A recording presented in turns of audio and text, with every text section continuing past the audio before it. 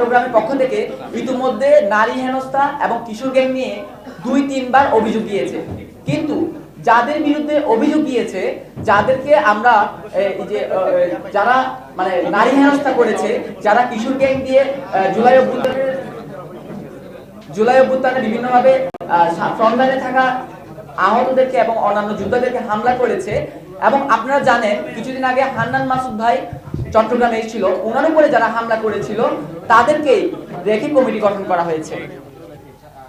এবং এই কমিটিতে আমরা খেয়াল করে দেখলাম সনাতন ও অন্যান্য ধর্মাবলম্বী যারা আছে তাদেরকে কোনো প্রকারের মূল্যায়ন করা হয়নি, এবং নারী সহযোদ্ধারা যারা মূলত আন্দোলনের ফ্রন্টলাইনে ছিল তাদেরকেও মূল্যায়ন করা হয়নি।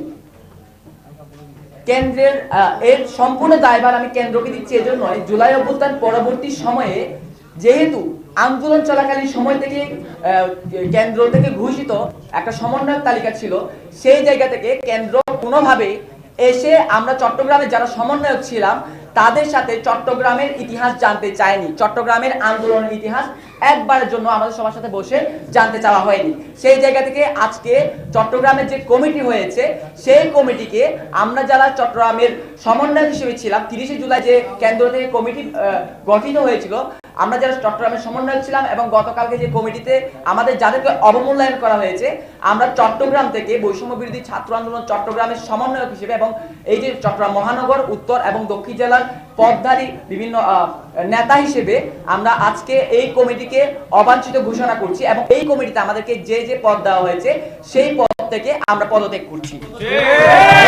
কোটি মানুষের আস্থার ভালোবাসায় 11 বারের মতো দেশের 1 নম্বর রেফ্রিজারেটর ব্র্যান্ড ওয়ালটন।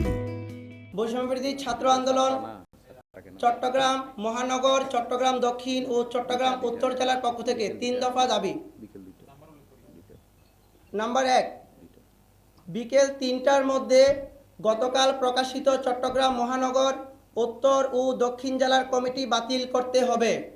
মূল আন্দোলনকারীদের নিয়ে আলাপ আলোচনার ভিত্তিতে অন্তর্বর্তীমূলক কমিটি গঠন করতে হবে।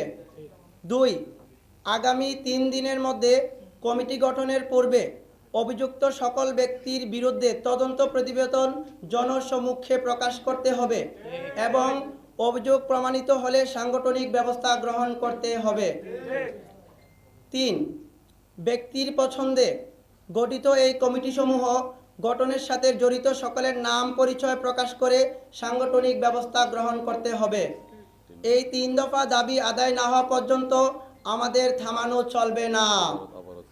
আমরা আগামী 3টার মধ্যে, বিকেল 3টার মধ্যে যদি কমিটি বাতিল করা না হয় এবং আগামী 3 দিনের মধ্যে নতুন কমিটি গঠন করা না হয়, তাহলে আমরা অবরোধ কর্মসূচি ঘোষণা করব।